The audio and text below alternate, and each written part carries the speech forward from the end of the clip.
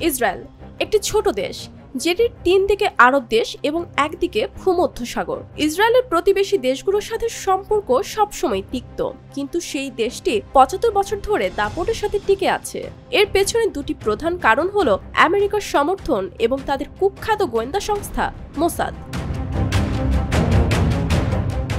Mossad ইসরায়েলের এমন এক সংস্থা যারা কোনো আইন বা নিয়ম কানুনের তোয়াক্কা না করেই ইসরায়েলের নিরাপত্তা রক্ষা করে।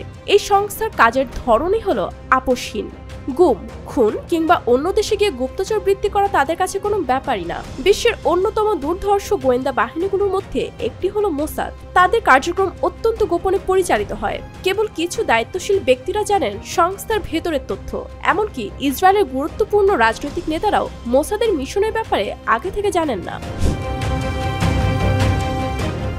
মোসাদের প্রথম সিক্রেট অপারেশন ছিল অপারেশন ফিনালে, যেখানে তারা দ্বিতীয় বিশ্বযুদ্ধে ইহুদি গণহত্যার মূল হোতাদের একজনকে মৃত্যুদণ্ডের আগে ধরে ফেলে।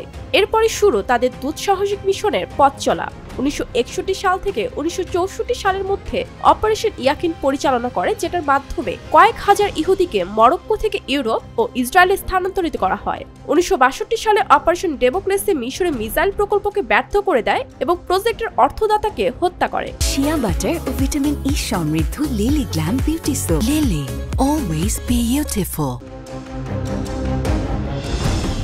2007 সাল থেকে 2020 সাল পর্যন্ত ইরানের অন্তত 7 জন পরমাণু বিজ্ঞানীকে গুপ্তভাবে হত্যা করেছে মোসাদ। 2020 সালে আর্টিফিশিয়াল ইন্টেলিজেন্স পরিচালিত রিমোট কন্ট্রোল মেশিন গান দিয়ে ইরানের নামকরা পরমাণু বিজ্ঞানী মোহসেন ফখরিজাদকে হত্যা করা হয়।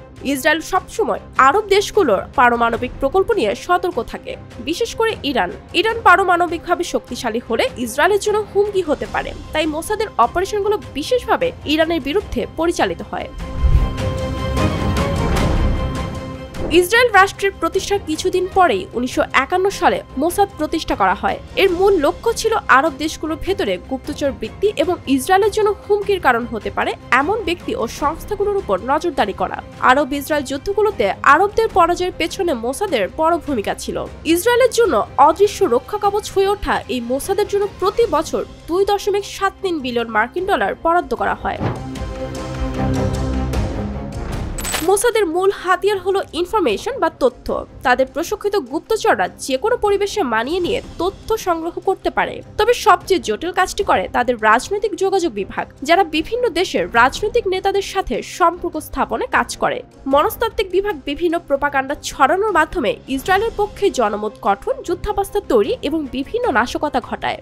মোসাদ অনেক দক্ষ গুপ্ত হত্যায়। হামাসের নেতাকর্মী থেকে শুরু করে ফিলিস্তিনের কবি লেখকদের হত্যা করেছে মোসাদ। 1972 সালে ফিলিস্তিনের লেখক হাসান কানাফানিকেও হত্যা করে মোসাদ।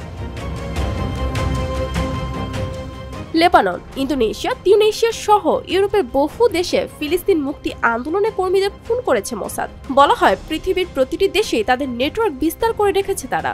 তাহলে মোসাদ কি শুধু একটি গোয়েন্দা সংস্থা, নাকি ইসরায়েলে পালিত এক killing machine? Lamia Tanzin Mahmud, RTV।